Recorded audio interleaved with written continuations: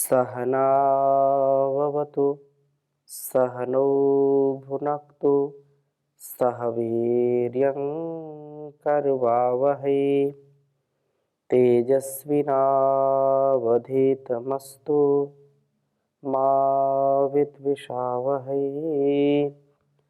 ओम शांति शांति शांति। वैदिक जीवन पद्धति की इस कक्षा में आप सभी श्रोताओं का, दर्शकों का हृदय की गहराइयों से बहुत बहुत अभिनंदन है, स्वागत है। वेदो अखिलो धर्म मूलम, वेद सब सत्य विद्याओं का पुस्तक है। वेद का पढ़ना, पढ़ाना, सुनना, सुनाना तथा अपने आचरण में लाना, ये हम सभी आर्यों का, श्रेष्ठ जनों का, विद्वानों का परम कर्तव्य है। इस कर्तव्य का निर्वहन हम करते जाएं, अर्थात कल्याणी वेदवाणी का स्वाध्याय करें नित्य प्रति, और इसके आदेश, उपदेश, संदेश को, इसके संकेत को हम जीवन में उतारें। तो जीवन के जो अनेक उतार चढ़ाव हैं, अनेक जो कष्ट हैं, वो नष्ट होंगे। संकट जो कटने के लिए होता है, ऐसा जीवन हमारा हो, इसके लिए नित्य प्रति हम स्वाध्याय करें। और जो वेद मंत्र हमको शिक्षा देते हैं जीवन जीने की, और कैसा जीवन? प्रामाणिक जीवन, सत्य से युक्त जीवन, मर्यादा से युक्त जीवन।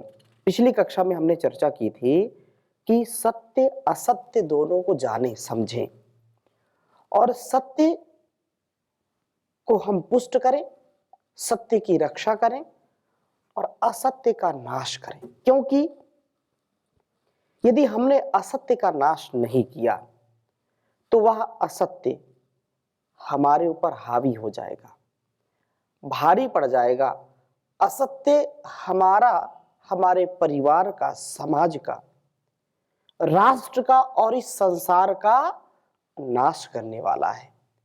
इसलिए यह असत्य हम अपने जीवन में लेश मात्र आने ना दें, असत्य का पराभव करें और सत्य का उद्भव करें। यह शिक्षा हमको पिछली कक्षा में वेद मंत्र से मिली थी और उसी क्रम को आगे बढ़ा रहे हैं। बहुत सुंदर बात कही है कि असत्यवादी को कारावास दे दीजिए। राजा का यह कर्तव्य है, जो असत्य बोले, झूठ बोले, तो वह व्यक्ति घातक होगा। वह घर परिवार के लिए भी घातक, वह समाज के लिए भी घातक है, वह राष्ट्र के लिए भी घातक है। तो ऐसे व्यक्ति को, उत्तम शासक को चाहिए कि ऐसे व्यक्ति को कारावास दे, असत्यवादी को। अब विडंबना ये है कि आज जो न्याय देने वाले लोग हैं, जो साक्ष्य प्रस्तुत करने वाले लोग हैं, जो अधिवक्ता है, वकील हैं, वो ही असत्य का सहारा लेकर के असत्य को इतना प्रबल बना देते हैं कि जो सत्य का पक्ष कमजोर लोग करके सत्य पर असत्य की विजय करा देते हैं। जबकि जो लिखा है सत्यमेव जयते नानृतम, सत्य की ही विजय होती है, अनृत की कभी विजय नहीं होती है। लेकिन आज लोगों की जो धारणा बन गई है और सात्विक लोगों का जो उदासीन स्वभाव हो गया है, सात्विक लोगों का जो प्रमाद कह ले, आलस्य कह ले, या तटस्थ स्वभाव कह ले, कुछ मतलब नहीं, तो इससे बड़ी हानि हो रही है। इससे लोगों में अविश्वास भी हो रहा है और लोग कहते हैं कि नहीं नहीं, सत्य का समय तो चला गया, अब असत्य। यद्यपि ऐसा ये सत्य नहीं है, सत्य तो सदा विजय को प्राप्त करता है, लेकिन उसके लिए पुरुषार्थ की आवश्यकता होती है। तो बहुत सुंदर बात कही है ऋग्वेद के 7वें मंडल के 104 सूक्त का जो 13वां मंत्र है, कहा है कि ओम नवा सोमो वृजनम हिनोति नक्षत्रियम मिथुया धारयन्तम हन्ति रक्षो हन्त्यासत् वदन्तम उभवाविन्द्रस्य प्रसितौ शयाते। उत्तम शासक वृजनम असत्य को ना वही हिनोति कभी वृद्धि ना होने दे, कभी उसकी वृद्धि ना करे। और मिथुया धारयंतम असत्य के धारक को, जो क्षत्रिय जो है बलशाली पुरुष को भी ना हिनोती ना बढ़ने दे। असत्य बोल रहा है, चाहे कितना भी बड़ा शक्तिशाली हो उसको भी कभी छोड़ना नहीं चाहिए, उसको भी दंड देना चाहिए। रक्षा दुष्ट पुरुष को दंड दे। और असद वदंतम हंति असत्यवादी को दंड दे। उभव वे दोनों ही इंद्र से प्रसितौ दुष्टों के भयकारी पुरुषों के उत्तम बंधन में डाले जाएं। उत्तम शासक कभी भी झूठ को प्रश्रय ना दे, आश्रय ना दे। झूठे सामर्थ्यवान पुरुष को भी दंड देने में कभी चूके नहीं, उसको दंड दे, उसको कारावास दे दे। अब ये बात सबको समझ में आती तो है, लेकिन आज की जो परिस्थितियां हैं उसमें तो इतना झूठ बोला जाता है कि पता ही नहीं चलता व्यक्ति को। पहले लोग डरते थे पाप करने से, असत्य बोलने से, कुछ भी हो जाए लेकिन असत्य नहीं बोलना। आज ऐसी घुट्टी पिला दी जाती है कि बच्चा झूठ भी बोल रहा है और उसको एहसास नहीं हो रहा कि मैं झूठ बोल रहा हूं व्यवहार में, क्योंकि बचपन से वो सीखा है, जो बड़ों से सीखा, माता पिता से सीखा, हंसी मजाक में झूठ बोलते रहे, तो वही उनके स्वभाव में उतर जाता है। जैसे कोई बच्चा घर से बिल्कुल तैयार होकर के निकल रहा है और पिताजी पूछ रहे बेटा कहाँ जा रहे हो, तो तुरंत तपाक से उत्तर देता कहीं नहीं जा रहे। अभी बिल्कुल असत्य है, वो बिल्कुल रेडी है, जा रहा है, घर से निकल रहा है और बोला कहीं नहीं जा रहे। रात्रि में 10 बजे 11 बजे आता है, माँ पूछती बेटा कहाँ से आ रहे हो, कहीं से नहीं आ रहे, कहीं से नहीं आ रहे। क्या कर रहे हो, कुछ नहीं कर रहे। तो ये जो स्थिति है, संकेत मात्र हम कर रहे हैं कि हम झूठ बोलते हैं, धड़ल्ले से झूठ बोलते हैं, सफेद झूठ बोलते हैं, लेकिन उसको झूठ मानते नहीं है।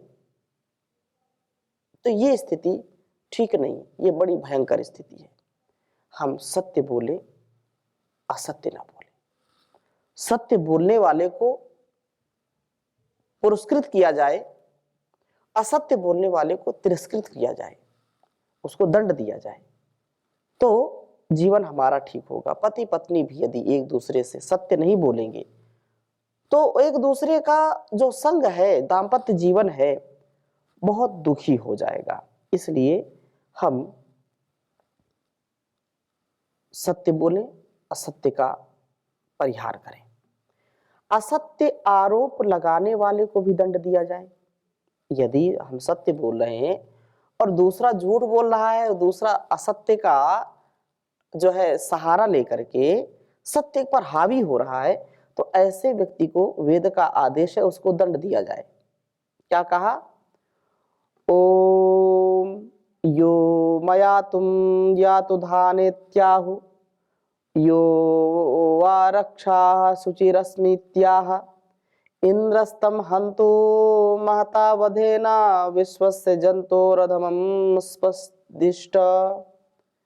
जो अन्य को पीड़ा ना देने वाले मुझको या तो धानम इतिहास पीड़ा देने वाला ऐसा कहे। जो स्वयं दुष्ट होकर के मैं निर्दोष हूं ऐसा कहे, स्वयं उसका बहुत बड़ा दोष है, दुष्ट प्रकृति का व्यक्ति है और वो बोलता है, दुहाई देता है कि नहीं मैं तो बहुत अच्छा हूं, मैं दुष्ट नहीं हूं, मैं तो बहुत अच्छा निर्दोष हूं और वो दोषी है स्वयं, तथा राजा उसको बड़े भारी जो है दंड से दंडित करे, उसको दंड दे, और विश्वस्य वह विश्वस्य जंतु समस्त पापियों से जो नीच है उसको ऐसा प्रतिष्ठ, ऐसा उसको समझा जाए। यदि कोई दुष्ट निर्दोष लोगों पर पीड़ित करने का झूठा आरोप लगाता है, जो समाज में सज्जन लोग हैं, धर्मात्मा लोग हैं, उनको ही वो टारगेट करे कि नहीं ये तो मुझको सता रहे हैं, ऐसे व्यक्ति जो झूठ का आडंबर या जो है असत्य का बोलबाला करना चाहते हैं, असत्य बोल करके अच्छे लोगों को दंडित कराना चाहते हैं, उन लोगों को ज्यादा दंड देना चाहिए। यह हम व्यक्तिगत रूप में भी प्रयास करें, पारिवारिक रूप में भी, सामाजिक रूप में भी। जब व्यक्ति जागरूक होगा, घर परिवार समाज जागरूक होगा कि नहीं मुझको सत्य स्थापित करना है, अपने जीवन में सत्य का आचरण करना है, तो फिर धीरे धीरे सत्य की प्रतिष्ठा होगी। अब जब से लोगों ने मोबाइल का प्रयोग करना शुरू कर दिया और झूठ बोलना शुरू कर दिया है, बहुत दूर होते हैं फोन आए, कहाँ है जी, बस बिल्कुल अभी पहुंच रहे हैं, कहाँ है जी, अभी बस ऑफिस में और घूम रहे हैं पार्क में, कहाँ है जी, अभी बस मैं यहां हूं वहां हूं, ऐसे झूठ बोलते रहते हैं, असत्य बोलते रहते हैं। तो ये छोटी छोटी एक एक बूंद बूंद से घड़ा भरता है। तो ये जो झूठ बोलते हैं और हमको लगता है कि हमने तो अच्छा उसको जो है मूर्ख बना दिया, लोगों को हमने मूर्ख बना दिया, लोगों की आंखों में हमने धूल झोंक दी और अपने को बहुत अच्छा बना दिया, तो ये अच्छी बात नहीं है। उनको दंड मिलेगा, ईश्वर का विधान है। हम स्वयं अपने आप को भी, परिवार को और समाज को मिल करके इस जीवन और जगत की भलाई के लिए अवश्य ही हमको कार्य करना चाहिए। और बहुत ही सुंदर बात कही है कि जो लोग चापलूस हैं उनसे सावधान रहें। बहुत सुंदर वेद मंत्र है, इसको मैं आपके समक्ष लिखता हूं। ओम या उत्ते, ओम यत यत उत्ते,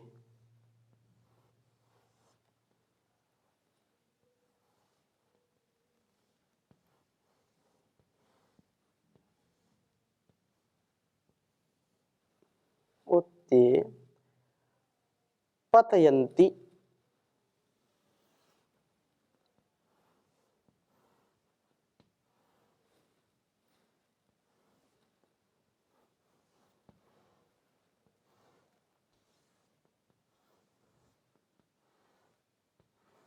पतयन्ति श्वायातव,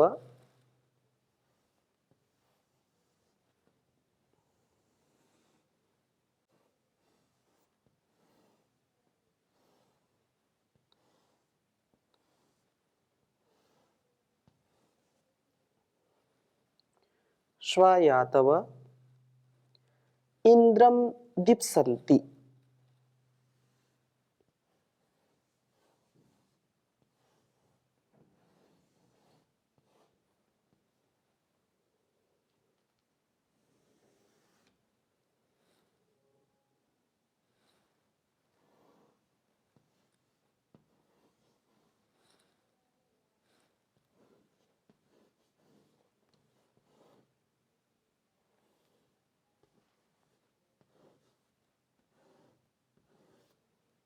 इंद्रम दीप्सन्ति दीप्सवोदाभ्यम,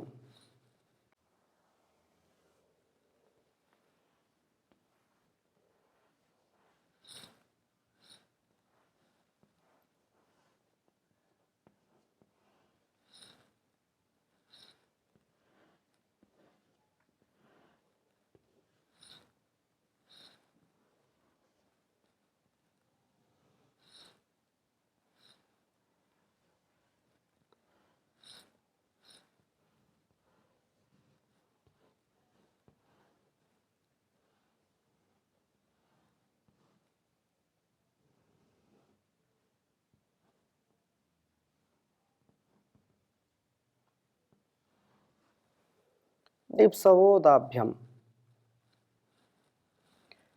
शिशीते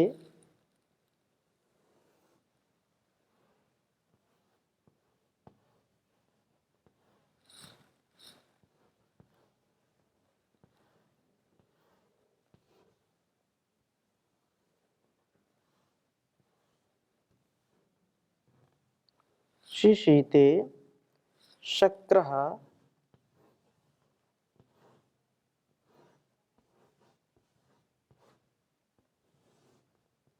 पिशुनेभ्यो वधम्।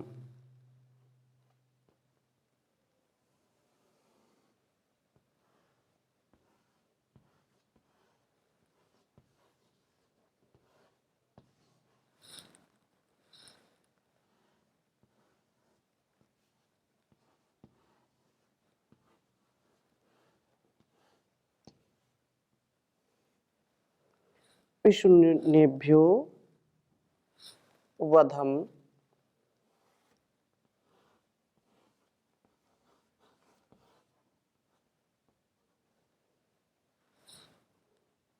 नूनम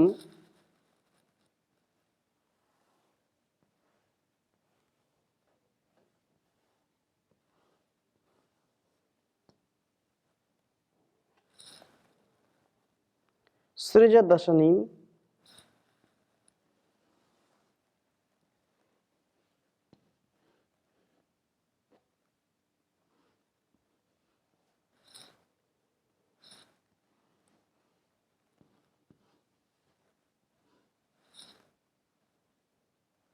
सृजदशनीम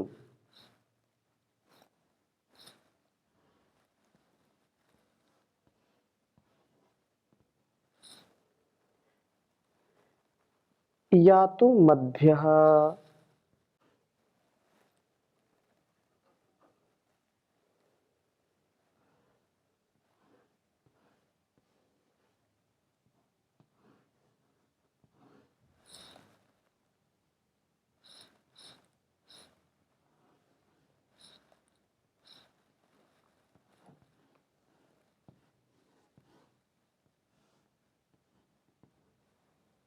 या तो मध्य।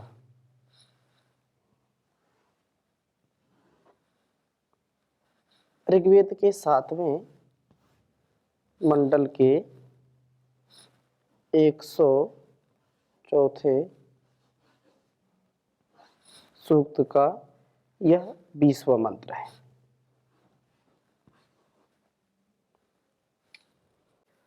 ओम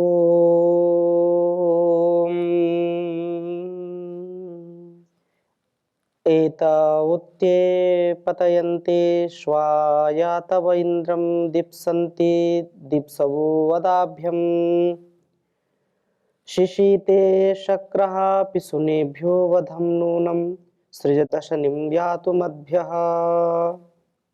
ओम या उत्ते पतयन्ते स्वाया तव इंद्रम दीप्सन्ति दीप्सवो वदाभ्यम शिशीते शक्रः पिशुनेभ्यो वधं नूनं सृजदशनिं यातु मध्यः। बहुत ही सुंदर बात कही है। कहा कि एते उ ते, ये वे बहुत से स्वयातवः, बहुत ऐसे लोग होते हैं जो स्वयातव अर्थात जो कुत्ते के समान चाल चलने वाले और अन्यों को पागल कुत्ते के समान बिना प्रयोजन के काटने और गुर्रा गुर्रा करके डराने वाले लोग ही पतयंती मालिक से बनना चाहते हैं और प्रजा के धन को हरना चाहते हैं। दीप्सवः हिंसाकारी लोग ही अदाभ्यम इंद्रम दीप्सन्ति अहिंसनीय राजा को मारना चाहा करते हैं। शक्रः शक्तिशाली राजा पिशुनेभ्यः क्षुद्र पुरुषों का दमन करने के लिए वधम शिशीते शस्त्र बल को तेज करे नूनम अवश्य ही वह या तो मध्यः प्रजा पीड़क पुरुषों के दमन के लिए अशनिम विद्युतवत आघातकारी अस्त्र सृजत बनावे। कहने का आशय ये है कि जो व्यक्ति राजा, प्रजा और परस्परता में जो विष घोलने का काम करते हैं, बाहर से तो बहुत अच्छे बनते हैं और अंदर से बहुत ही घातक होते हैं, या अनावश्यक ही उनके पास थोड़ी शक्ति आ गई, थोड़ा बल आ गया, तो उस शक्ति और बल के अहंकार में वो अहिंसनीय जो बिल्कुल सीधे साधे लोग हैं, बहुत ही अच्छे लोग हैं, उन पर जो शासन करना चाहते हैं, उनको जो दबाना चाहते हैं, उन पर जो अत्याचार करना चाहते हैं, ऐसे लोगों का कभी भी उत्कर्ष ना होने दें। ऐसे लोगों को कभी भी, जो समाज के, राष्ट्र के द्रोही व्यक्ति हैं, जो विद्रोह करते हैं, जो विद्रोह का तात्पर्य यह है कि जो अपने स्वार्थ के लिए इस समाज को दुखी बनाते हैं, देश को दुखी बनाते हैं, ऐसे लोगों को कभी पनपने नहीं देना चाहिए। अर्थात उनका यथा योग्य परिहार करें, तिरस्कृत करें उनको। और राजा को ऐसे लोगों से सावधान रहना चाहिए, बुद्धिमान लोगों को ऐसे लोगों से सावधान रहना चाहिए जो सामने तो बहुत झूठी प्रशंसा करें और पीछे राजा को या अच्छे लोगों के साथ जो मित्रता करते हैं, धनाढ्य लोगों के साथ, संपन्न लोगों के साथ जो मित्रता करते हैं, जब तक स्वार्थ सिद्ध है तब तक तो बहुत अच्छी अच्छी बातें करते हैं और धीरे से फिर उसको अपना शोषण का शिकार बनाना चाहते हैं, या झूठी प्रशंसा करके। तो आज तो यही स्थिति है सारे समाज में। जो चापलूसी करते थे, पहले भी ऐसी स्थिति थी, जो चापलूस लोग होते थे वो मलाई मारते थे, आज भी है। तो ऐसे लोगों से सावधान रहने की आवश्यकता है जो झूठी प्रशंसा करते हैं, चापलूसी करते हैं और राजा का या प्रजा का पतन देखना चाहते हैं, उनके धन का हरण करते हैं। ऐसे लोगों को राजा की ओर से भी दंड देना चाहिए और प्रजा या जो सक्षम व्यक्ति है उसको भी ऐसे लोगों से सावधान रहना चाहिए। ऐसे लोगों से ज़्यादा मित्रता नहीं रखनी चाहिए, क्योंकि वे चापलूस लोग पता नहीं कब धोखा दे दें। परमपिता परमेश्वर की भक्ति के साथ हमारे जीवन की शक्ति बढ़े, ऐसी कामना के साथ हम जो सच्चा रक्षक है प्रभु, उसकी ही उपासना करें। तू है सच्चा सखा, तू है सच्चा पिता सारे संसार का, ओम प्यारा तू ही है रक्षक हमारा। चांद सूरज सितारे बनाए, पृथ्वी आकाश पर्वत सजाए, अंत आया नहीं तेरा पाया नहीं पारवारा। तू ही है रक्षक हमारा। पक्षी गणराग सुंदर है गाते, जीव जंतु भी सिर है झुकाते, उसको ही सुख मिला तेरी राह पर चला जो कि प्यारा। तू ही है रक्षक हमारा। पाप पाखंड हमसे छुड़ाओ, वेद मार्ग पे हमको चलाओ, लगे भक्ति में मन करें संध्या हवन जग ये सारा। तू ही है रक्षक हमारा।